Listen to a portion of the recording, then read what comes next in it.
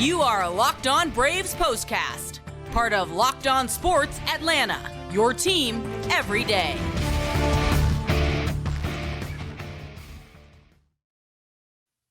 Welcome into the Braves POSTCAST, part of the Locked On Podcast Network, your team every day. Grant McAuley and Jake Mastroianni with you after Game 2 between the Braves and the Phillies. This big four-game showdown is now even at a game apiece. Atlanta got great pitching from Reynaldo Lopez and plenty of offense to grab a 7-2 victory and even up this series and give themselves a chance to maybe make a little headway before the weekend is out in Philadelphia. Before we get ahead of ourselves, though, we're going to recap Game 2, talk about the big contributors in this game, and then we'll get you set for Game 3 of the series, which happens on Saturday night. Before we get started, though, hit that thumbs up button, subscribe to Locked On Sports Atlanta on YouTube and to Locked On Braves, wherever you get your podcast. This episode is brought to you by Prize Picks, the easiest, most exciting way to play daily fantasy sports. Go to prizepicks.com/LockedOnMLB. Use the code, all lowercase, LockedOnMLB for a first deposit match of up to $100. Well, Jake, the Braves had some really good momentum coming into this series. It hit a bit of a speed bump in Game 1, quite obviously, but Game 2, behind Reynaldo Lopez, and the offense that the Braves have been flashing on this road trip was more than enough to pick up a victory against the Phillies and even up this series. What a bounce back by this team. And we talked about it yesterday. How does this team respond? And they responded by having a big win. So you love to see that from this team, whether they come back to win this series, whether they come back to win the division. It's games like this, I think, that still give you a lot of hope with this team and what they're capable of going up against a good team, against a good starting pitcher after a tough loss, to be able to bounce back like that. The offense just continue to score throughout this time. Great pitching. It's why, again, I keep saying, if this team can just get there, whether that is the division or the wild card, it's still a really good team that has a chance of making a deep run. Yeah, I mean, that's the thing. They just got to put it all together, and that's been the story of the 2024 Braves. Are they ever going to be able to put it all together? Are they ever going to have enough, warm bodies on hand in some of these series to put things together? But in all seriousness, last couple of weeks, we've seen some games like this, more than I feel like we have at maybe any other juncture of the season thus far. And that, to your point, Jake, I think is what gives you at least some optimism, not only for this series and this weekend, but what the Braves may be able to do come September, because these games, every single one of them in every single series is going to be important for this club. It is, and this is obviously a big one because you're playing your division rival, and we've all hyped it up. It is the Braves' last chance, last stand, whatever you want to call it, to get back in the division race. But more importantly than that, like we've been talking about, it's just winning series. It's winning games. It's playing good, consistent baseball. And while Thursday was rough, they had a chance to win that game, and we talked about it. Maybe if you had your full allotment of relievers ready to go and available to go, maybe you do win that game. So, even though they lost it, you never feel like they were out of the game. There have been times like that, a lot of times like that this year, Grant, where this team was just out of it. And it felt like they played some of these games and they didn't have a chance in it. Has not felt that way for the past couple of weeks. And it's the stretch that I've really been wanting to see from this team. Can you go out and have a good 2-week stretch? Because we've seen small stretches throughout the season, but this is the longest stretch we've seen like this of them consistently playing good baseball and winning since early April. So It's certainly great to see. Obviously, they got to finish it off, got to play like this the rest of the way.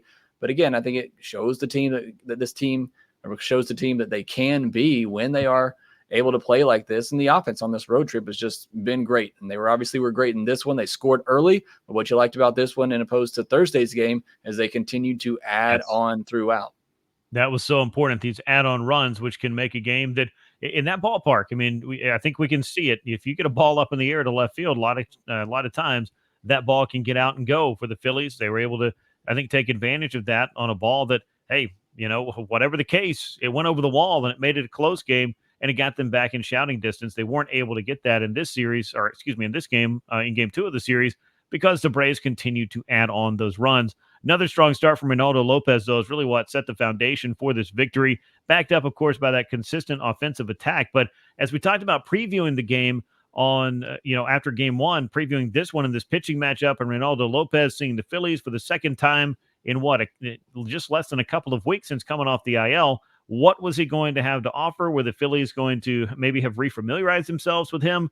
The answer to those was he was going to have plenty. And the Phillies, while familiar, were unable to solve Reynaldo Lopez across his 6 innings of work.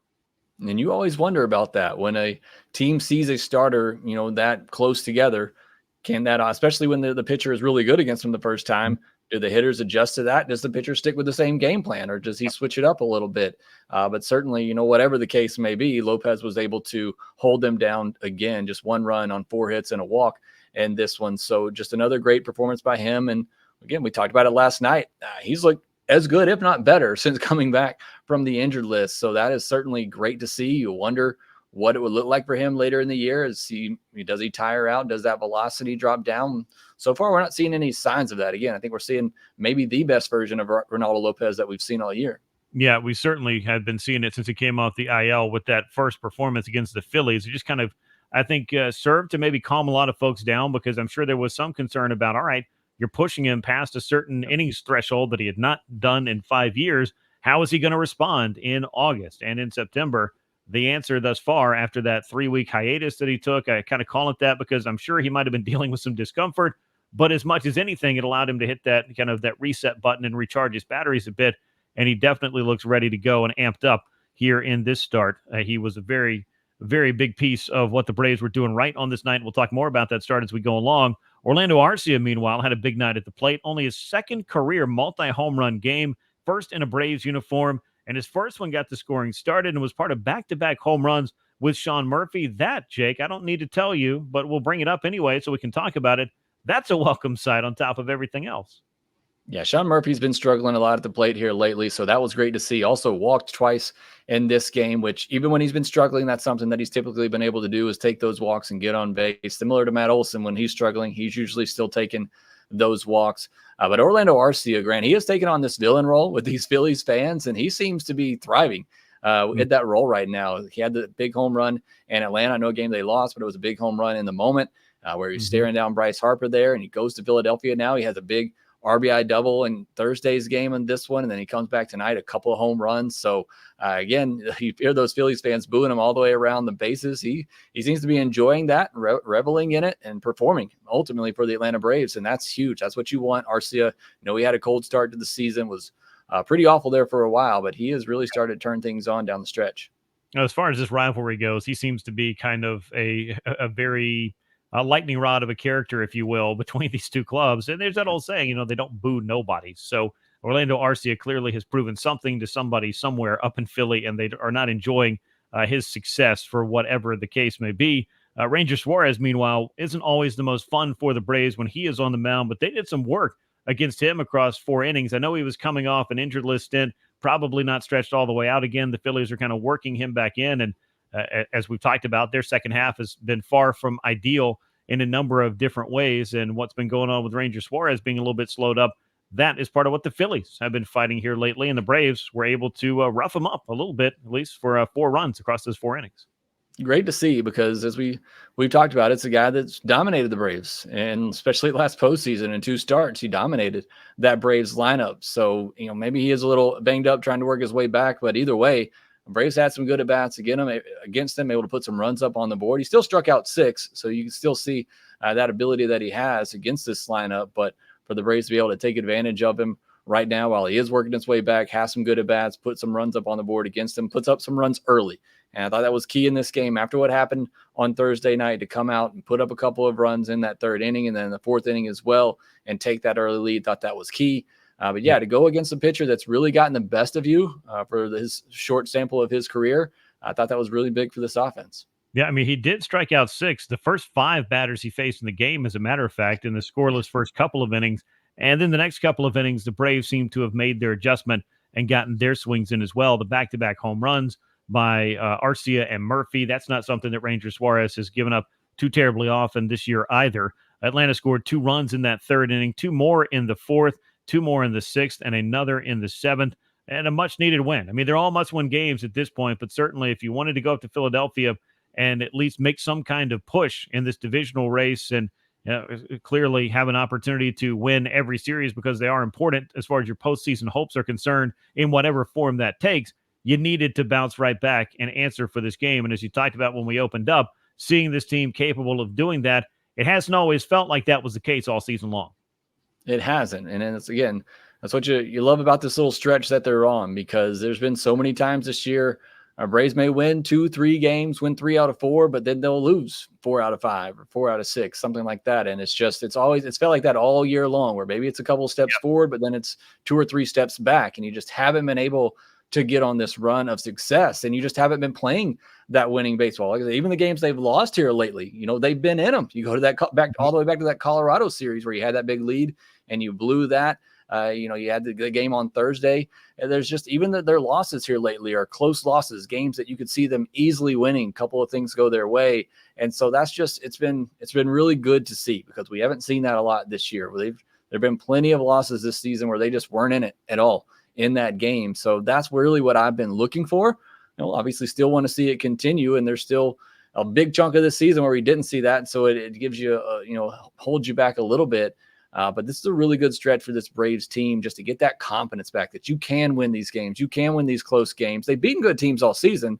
That hasn't really been the problem. But being able to win these close games, being able to do it consistently, play good baseball consistently, that's what we've been looking for. Yeah, and like you talked about, I mean, sometimes they go out on the road and have maybe a nice little road trip and come home and slip on a banana peel and have a bad homestand. And the next thing you know, you're just trying to figure out, what club am I watching here? Is it the one that I just saw last week that seemed like they might be clicking, or the one that can't buy a run and is having trouble, getting the high leverage outs when they need to in some cases? That hasn't necessarily been the case too much this season, just based on how good this pitching staff has been. It's been the carrying force for this club, which is, of course, what we all anticipated in spring training when we were talking about the 2024 Braves. But whatever, form it has taken, this pitching staff has certainly been a driving force for this club, and they've needed it. They've needed every bit of it, and they're going to need more of it down the stretch as well. We're going to take a break. When we come back, though, we will talk more about Reynaldo Lopez and the things that he did in this game, as well as some good stuff going on with Matt Olson. We've touched on it the last few games. Well, he kept a good streak going for himself, and we'll also preview game number 3 of the series, which comes your way on Saturday. All of that is next on the Braves Postcast. Get hydrated with electrolytes, essential vitamins, and clinically tested nutrients from the #1 powdered hydration brand in America. It's Liquid IV. Blast off with the iconic summer flavor of Popsicle Firecracker, a festive blend of citrus-fueled lemon lime, tart cherry, and raspberry flavors. No more thirsty summers when you indulge in hydration with Liquid IV. Get 20% off your first order of Liquid IV when you go to liquidiv.com and use the code MLB at checkout. That's 20% off your first order when you shop Better Hydration today using the promo code MLB at liquidiv.com. Well, let's look at the box score and the line score of this game, which is much better than yesterday's as far as the final result is concerned for the Braves, who improved to 74 and 61 on the season. Phillies now 79 and 56 on the year. Braves 7 runs, 9 hits, no errors. They left 5 men on base. Phillies with 2 runs on 7 hits, no errors, left 7 men on base. 0 hits with runners in scoring position. That's something you always like to see from this Braves pitching staff. Winning pitcher is Reynaldo Lopez. Amazingly, now 8-4 on the season. It feels like he should have a lot more wins than that. But with the stint on the IL and some of the no decisions, not quite there yet, but continues to pitch better than his record would even suggest. And the loss goes to Ranger Suarez, who drops to 11-6 on the year. Let's talk a little bit about Lopez, who allowed a run on 4 hits. It came on a solo home run by Bryson Stott. 6 strikeouts, 1 walk across those 6 innings. ERA drops down to 2.00. Pretty impressive work from a guy that, let's face it, when he signed with the Braves, and I know we've told this story before, but we're going to keep telling it because he keeps writing more great chapters in it.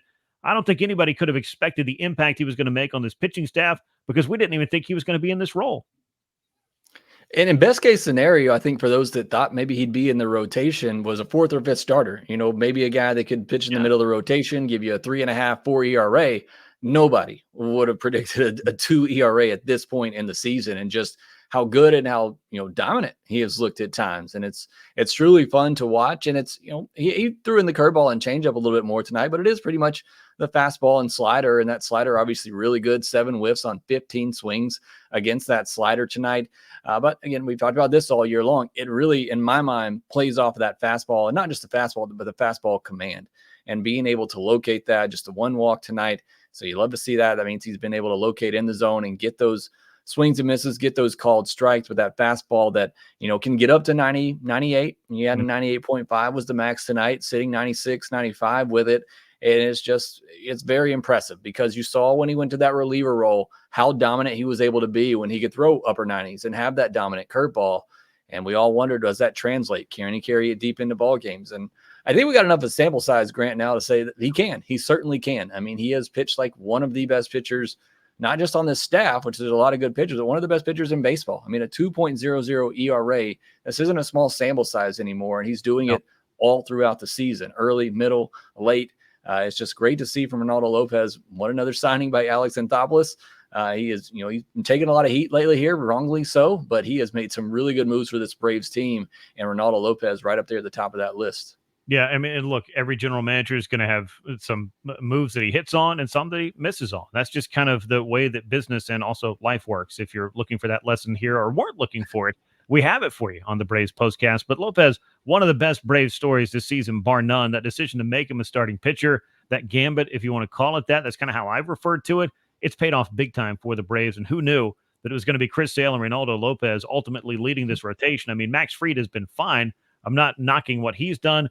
Charlie Morton's still a serviceable starter, and obviously no one had Spencer Schwellenbach on their bingo card for what this five-man rotation was going to look like coming down the stretch. But a big part of the success for it all season long has been the work of Chris Sale and Reynaldo Lopez, who were brought over to strengthen a rotation. And the guy you may have been counting on the most made 2 starts this year, but hopefully you have Spencer Strider back in this mix come next year. But we've got a lot of baseball to talk about between this year and next year, so we'll stick a pin in that.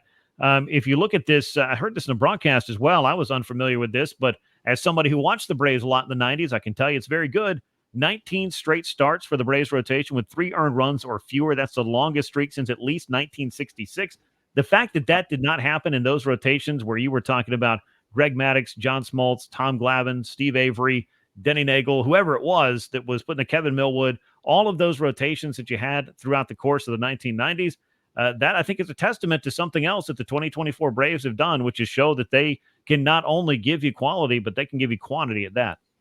They can. I would venture to guess that a lot of those starts back in the 90s, they were going 6, 7, 8 innings pretty regularly, and maybe that was attributing to some of it. But either way, I mean, what this pitching staff has done, it's no secret. This Braves team is where they are this year because of the starting rotation. And if it weren't for Lopez, Sale, Schwellenbach, the emergence of him, Fried, Morton, and others, I mean, this team would not even be in the position to at least have an opportunity to win the division or get into the postseason. It's been really fun to watch. As you said, going back to spring training, nobody could have predicted this. You would have thought the Braves were just going to slug their way, to another postseason appearance. That has not been the case. It's all been built on this pitching staff. But that's pretty wild stat right there with how the Braves starting pitching has been able to just limit runs. Yeah, I just want to throw that into context because as someone who also grew up watching the Braves in the 80s, where I was not sure if they had 19 starts over the course of the season or in, an entire half of baseball that might be that good. Now you're seeing it in spades by all of these guys. Matt Olson's 7-game hitting streak that's currently going. You mentioned this yesterday. It's now a 7-game extra base hit streak at that, a career best as far as extra base hits in consecutive games at 7, 6 doubles and 4 home runs during that streak. Jake, as you might imagine, slugging about 1,100 over this past week or so's worth of games. This is the Matt Olson that folks paid to see, and this is a good time for him to go on what I've referred to many, many times as a heater that could very much carry this Braves lineup in a lot of ways. Needed, obviously, in the middle of that order, especially after you lose in Austin Riley, you got to have Matt Olson step up there. And look, it was a rough month of July. He slashed 172, 257, 355. It was brutal in the month of July, but he bounces back in August. He slashed 265, 345, and most importantly, a 588 slugging percentage over the month of August. Look, I can live with Matt Olson hitting 250, even 240, if he's giving you that slug, and he is giving you that on the extra base hit ability, the home runs, the doubles, driving in runs. There was a stretch there, Grant. I know you were tracking it for a while, but he had like 3 RBIs in like a 20 or 30 game stretch. It was pretty crazy. It was like wandering in the desert. Yeah, so to see him bounce back like this, I mean, the Braves had to have it. You knew it was in there for Matt Olson. You know he's working hard. You know what he can do. So it's just great to see all that hard work for him paying off. And need another month of it. Got to continue with this lineup to keep it going. But yeah, you're right. I mean, there was at least a 3, if not 4-week stretch for Matt Olson where he was averaging 1 run batted in per week. I don't need to tell you that your cleanup hitter probably needs to drive in more runs than that, but I'll do it anyway. I got to ask you an important question before we hit our next break, and that is, who are you going to pick in the pure speed competition we've seen on this road trip. It started with Travis d'Arnaud. Marcell Ozuna has now done this twice, and Sean Murphy joined the club first to home, scoring from first. Who are you taking in this dead heat, I believe, between these three just absolute monsters when it comes to overall sprint speed leaderboards? I'm probably taking my 1-year-old who just started walking, but if I had to pick from these three, I think I got to go with Marcell. He's a guy, once he gets going, he's got a little bit of speed on the base pass, but yeah, none of them going to be joining the Olympic track and field team anytime soon. No, but great to see the effort that is in there, all jokes aside. I mean, this is one of those things where how important is every 90 feet? You're seeing it with plays like that where, you don't expect it from these sources, but they're getting it done anyway. And the Braves obviously offensively have been clicking a little bit more lately, certainly clicked in the Minnesota series and have clicked the first couple of nights, at least to put up that fight against the Phillies. Would have loved more in game one, but got plenty in game two to pick up the 7-2 victory. And of course, with the bullpen back to full strength, that was something that helped out the Braves in this game. We'll talk a little bit about that, a little bit about Orlando Arcia and his place perhaps in Phillies infamy at the moment, how exciting that was for him on this night with a multi-home run game that helped the Braves grab the 7-2 victory. And we will get to all of that as the Braves postcast continues. Prize Picks is America's #1 daily fantasy sports app with over 5 million active members. Get in on the daily action with your friends and become part of the Prize Picks community today. You can now win up to 100 times your money on Prize Picks with as little as 4 correct picks, and you can turn $10 into $1,000. Prize Picks is available in more than 30 states across the country, including California, Texas, and Georgia. Download the Prize Picks app today. Use the code LOCKEDONMLB for a first deposit match of up to $100. That is code LOCKEDONMLB on the Prize Picks app for that first deposit match of up to $100. Pick more, pick less. It is that easy with Prize Picks. Let's talk a little bit about the Braves bullpen. Yesterday, it didn't seem like they had everything that they needed or everyone that they needed at their disposal. They did on this night, though.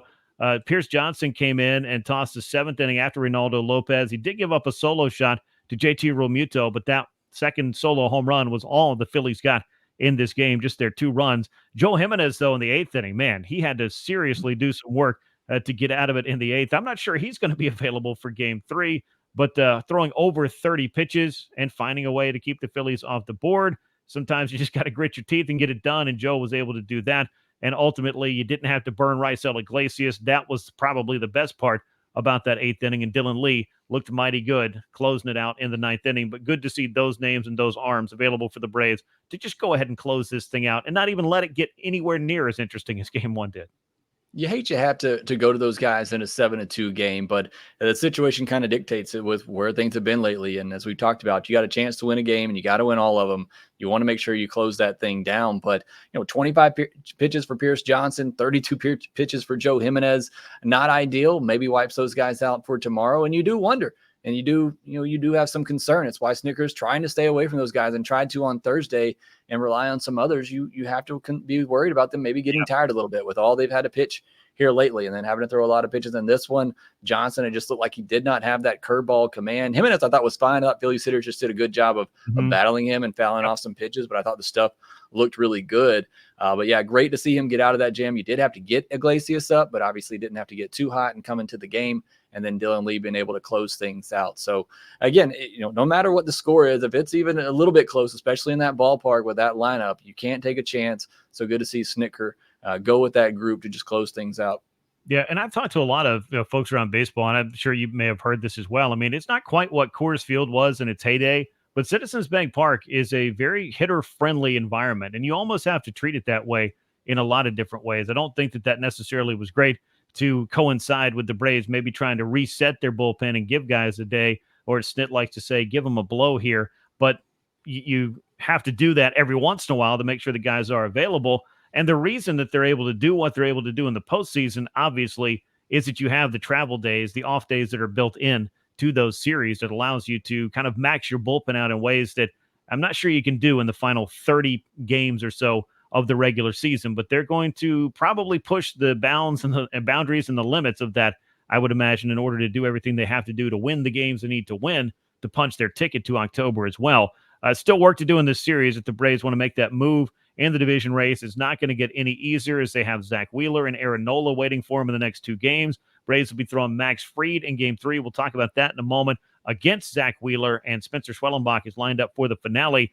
I wanted to look a little bit at the wild card yesterday. I realized we promised to talk about it and didn't.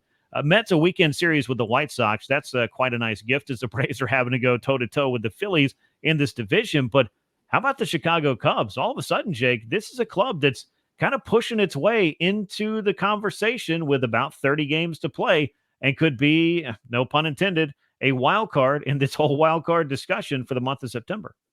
Yeah, really interesting there as you look for some other teams that maybe are going to push it, have some hot streaks down the stretch here. But the Cubs obviously playing really good baseball, really good team over there. So they're getting hot at the right time. The Mets, too, had a big win, a big series win against the Diamondbacks earlier this week, and now they get to face the White Sox. So, again, we talked about it. A lot of focus on the division, a lot of focus on this Phillies series, but now, say it again, they're closer to being out of the postseason than they are to winning the division. You got to focus on that too, and make sure that you win all the games you can to try to create that separation there.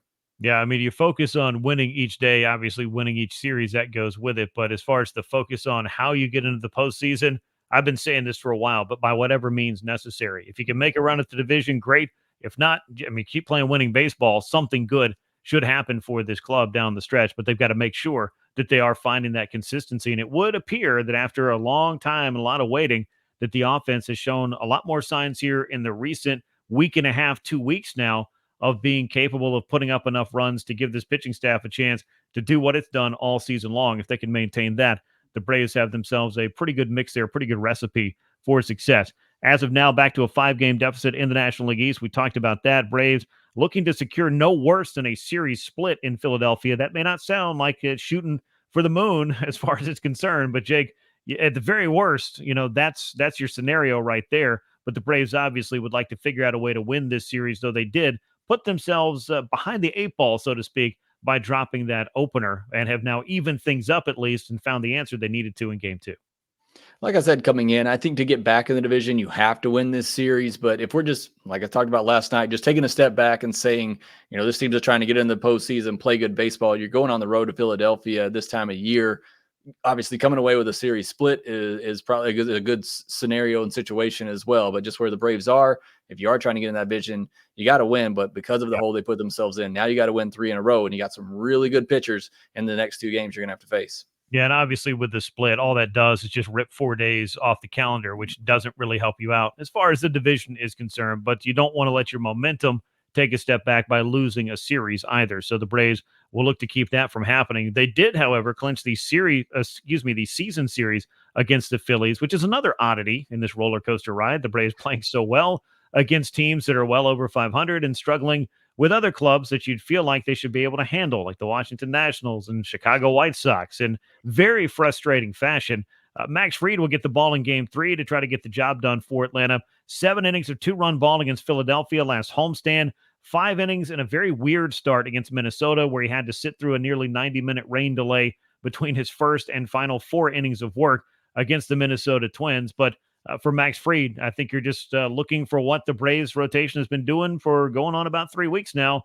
Another start in which you just don't allow much to the opponents, give your offense a chance to do its work, and hope the bullpen can slam the door. That's been the recipe for success for this Braves team, and it's working pretty well here over the last couple of weeks or more.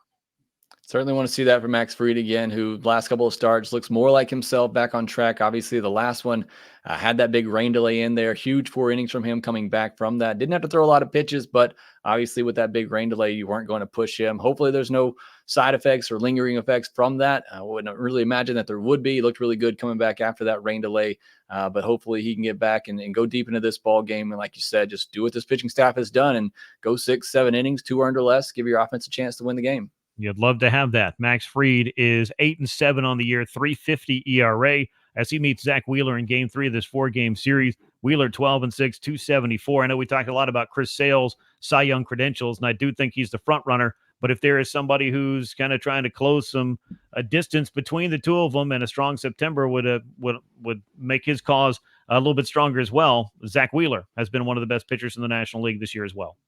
Braves could help their teammate out here by getting after Zack Wheeler a little bit and kind of ruining his numbers. But Zack Wheeler, obviously very good. The Braves very familiar with him, as you mentioned. They don't seem to miss him whenever these series come along. But this offense has been good, especially on this road trip after that stretch of 9 games and a 13-game stretch of them only scoring 3 runs or less. You now have 5 games in a row where they've scored at least 5 or 4 runs. So you want to see that continue, but it's obviously going to be put to the test against Zack Wheeler. Very good pitcher, as you mentioned. He's the main one, in my opinion, right now that will be pressing Chris Sale for that NL Cy Young Award. So would love for the Braves offense to get after him and help Chris Sale out a little bit.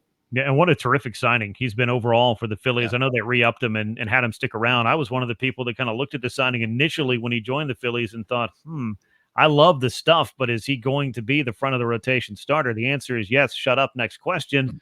He has been that good. So 12-6 on the year. He faces Fried, who's 8-7 for Atlanta, and Game 3 has a 7:15 p.m. Eastern Time first pitch at Citizens Bank Park. That is our time here on the Braves Postcast. We appreciate you riding along with us once again. Make sure you subscribe to Locked On Sports Atlanta on YouTube. Leave us those likes and comments. Share the show with a friend and subscribe to Locked On Braves wherever you get your podcast. Once again, the Braves get back in the win column behind Reynaldo Lopez. They'll look to do the same behind Max Fried on Saturday. For Jake Mastroianni, I'm Grant McAuley. We will catch you after that game. And until then, so long, everyone.